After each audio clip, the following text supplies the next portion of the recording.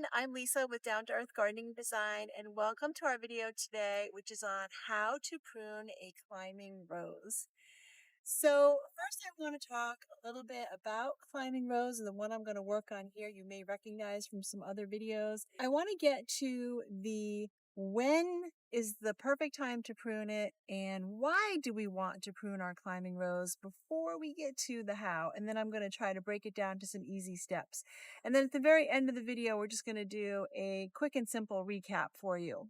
So this is Blaze, Climbing Rose Blaze, which is appropriate for zones 5 to 10. And this is my daughter Hannah's garden. So you may have seen this beauty out here in lots of our other videos. But a side note is I'm out here today helping Hannah in her garden because we have a new baby. It's a boy. It was a surprise. This is baby number 3 and it's little Leo and he is a week old and mama and baby are doing so well and Gigi is so excited. But I'm trying to help her out and you'll probably see a lot more videos of me out here helping her out this year because she has the 3 little ones. So Blaze is a pretty popular red flowering rose. It's a rebloomer. It has a semi-double bloom, and I'm going to throw up some pictures because it is seriously so stunning. It's slightly cupped and slightly fragrance. So it's a really popular rose, and in my opinion, as roses go, especially climbers, it's one of my favorites because it's pretty hardy. Now I'm here in zone 6B in Connecticut. Always check your zone and make sure you have the appropriate plant for your zone. And that's really going to help ensure success with all of your plants. Let's talk about why we want to prune our climbing roses. So number 1 is really just for overall health. So you want to keep your rose at optimal health. 2 is to encourage new growth and pretty flowers. And 3 is because it's a climbing rose, it gives you an opportunity to train it. So we're going to be doing a little bit of that today as well as part of the video. I'm going to show you how to do that. Now, when you want to prune, you really don't need to do any major pruning with your climbing roses until they're established. So I would say about 2 to 3 years, start pruning it, unless of course you see a lot of damage or disease. You want to pick a dry day, and right now I'm out here trying to beat the rain because rain and when it's wet, it will transfer disease around easily. But you also want to pick a time when the rose is dormant. So late winter, early spring is ideal. Okay, so now let's get down to it and let me walk you through the steps and the how-to as I prune Hannah's rose here. So before I get started here, the tools that you will need is you will definitely need a sharp, clean, sterilized pair of hand pruners and some kind of protection for your hands and your forearms. And then I just have my Trug handy here so I can throw all the debris in it. But I will throw up some affiliate links just in case you're interested in the materials that I'm using here. Step number 1 is our goal. So let's think about our goal for pruning, and that's going to help us figure out what to prune off of the climbing rose. So the goal is to get it to climb the structure. So with your climbing roses, you will need some kind of sturdy structure. So it could be a pergola, an arbor, a trellis, and you will want to focus on the structural canes and keeping it tall and a little bit thinner. So think about your goal as you are attacking this project here. Number 2 is we want to assess what our main canes are, and we're going to be leaving those. So you can see here, for example, this is a main healthy cane that we want to leave. Number 3, and this is where we're actually going to start snipping here, is you want to take out any dead, damaged, or diseased material. So the 3 Ds of pruning. And this makes it a little easier just to know how to attack this project. So for example here, so let me try to find some dead, damaged, or diseased. Okay, so you can see this here. The color of it is dark brown, almost black. So this can definitely go. And just to make it easier, we're going to snip it right off. So you're always going to be doing your 45-degree angle so the water will run right off. So you don't want a straight cut like this because the water will then just be sitting on the stem there, and that will cause disease, fungal diseases, or rot. So it's not bad. You can actually tell that Hannah does a pretty good job keeping after this in spite of running around after now 3 little ones. So right here, and I'm going by the color, we're just going to take it right off.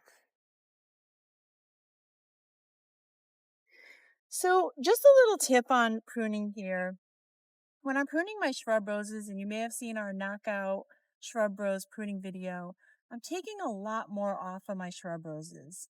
So they can be cut right down to a half of their size. Whereas the climbers, you want them to put on some height. So I really don't like to take off any more than a third when we're talking about height. So not quite as much because of the nature of this rose here. Okay, this one here, it doesn't look as healthy. And just to compare something that does look healthy, we have a nice healthy stem right up here. So here, and then this is the one that I would like to remove.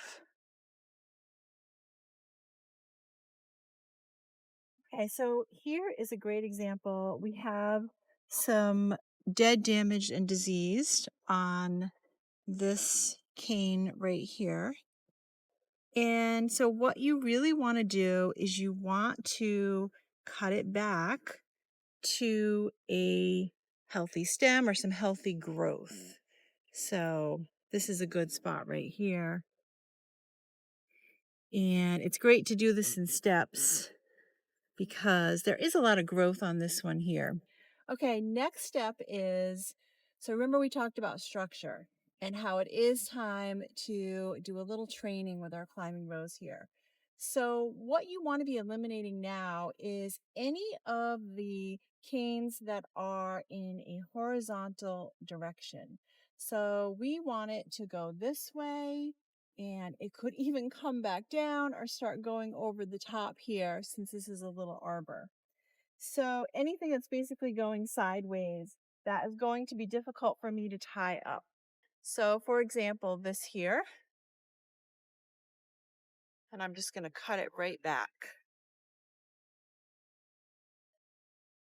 This one's great. It's heading in the right direction. So it just needs a little cleanup. Okay, so this one here is really not too bad. I could tie it up, but the other thing that I'm trying to avoid is a tangled mess, right? And if you let this go for a while, that's another problem with not pruning your climbing rose. You can have a very tangled mess. So we really want to clean it up. So I'm going to bring this one back here right to a little stem that's going in a wonderful direction. It'll be really easy to tie up. So this whole thing. So there's a healthy bud here. Very wrong direction, so I want to go back to this one here. So here we have a clematis too, a little companion planting. And I'm just going to take this off here. And we can deal with that later. Okay, next step is we're going to do a little training here, and we're going to tie up some of these loose canes here. So we want to keep it closer to the trellis. And let's see, I'm going to need something a little longer there, but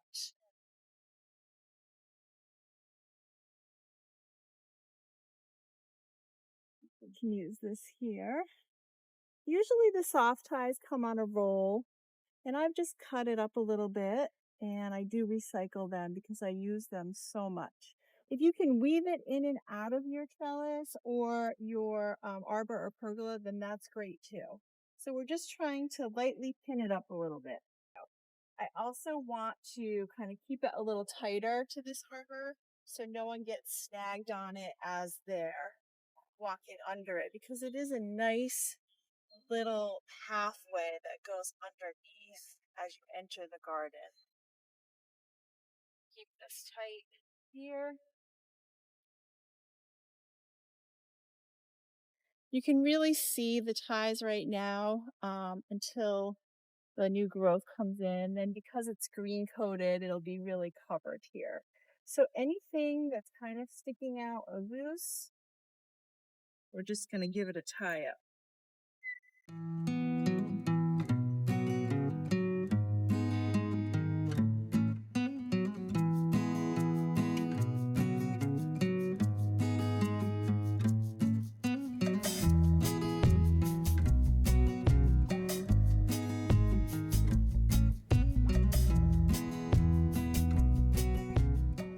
And this is kind of cool because it's starting to cover the top. So that's pretty secure. So I think I just want to figure out how to pin this stray branch here. And then maybe as we get some growth on it, we can start twining it around this front post here, which will be kind of nice. So I think I may trim that back a little bit too. It's funny, once you pin it down, it really gives you a new perspective, and you can do a little more training and pruning just to keep it the shape that you really want it and need it to be.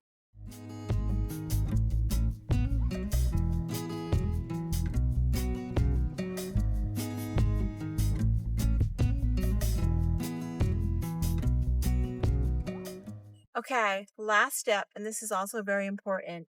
So this is my trug here filled with my clippings, and last but not least, you do not want to throw any damaged, diseased, especially diseased branches into your compost pile. So bag them and throw them out because you do not want these back in your garden at any point in time. So for continual maintenance, all we do is, of course, we'll fertilize and we'll be pruning, deadheading a little bit, but we'll have more videos on that to come. And I just want to give you a quick recap before I say goodbye and thank you.